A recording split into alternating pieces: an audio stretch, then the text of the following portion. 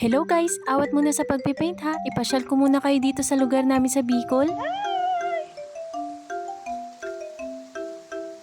Bigla ang lakad nga pala to guys. At dahil pahinga at linggo nga nung araw na yan, kaya naman nagkaayaan. Dito nga pala to sa lugar namin sa Castilla, Sorsogon. Shoutout po sa mga taga Castilla dyan. Sigurado ako alam nyo na kung saan tong pinuntahan namin. Kasama ko pala yung ate ko at mga classmate namin, pati na rin yung dalawa kong pamangkin. Sobrang ganda pala dito at first time ko nga din makarating dito. Namiss ko nga gumala kasi laging busy sa pagpipainting. Hapon na pala namin naisipan na pumunta dito. Kaya naman 1 PM ay nandito na nga kami. At kahit mainit ay okay lang dahil napaka-presko naman ng hangin. Balak pala namin na abangan yung sunset kaya naman hapon na namin naisipan na pumunta dito.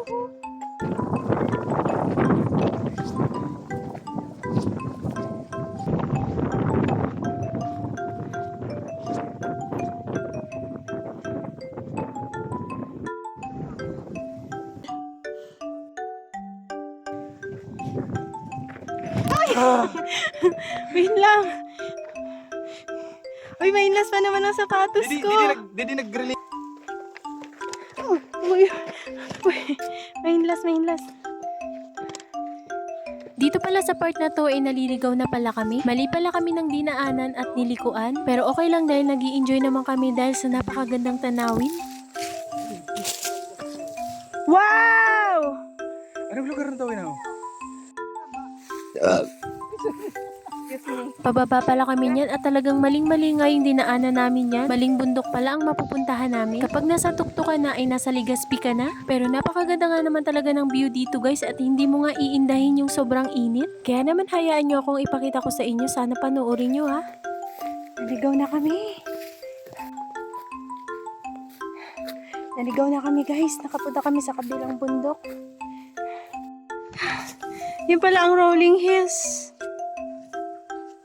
Diyan. Tapos napadpad kami doon. Naligaw kami guys.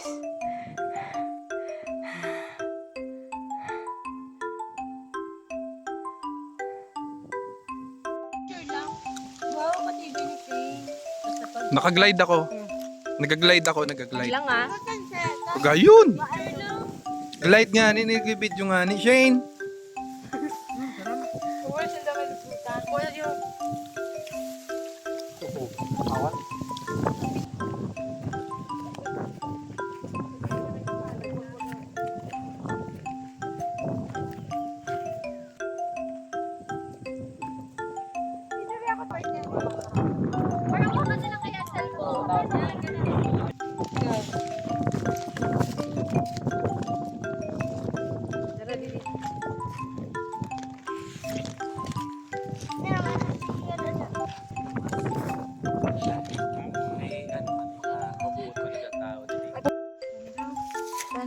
Legazpi na pala tayo, Day.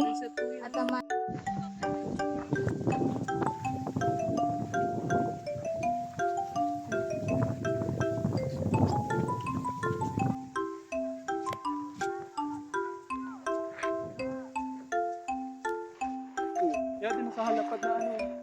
Ano talaga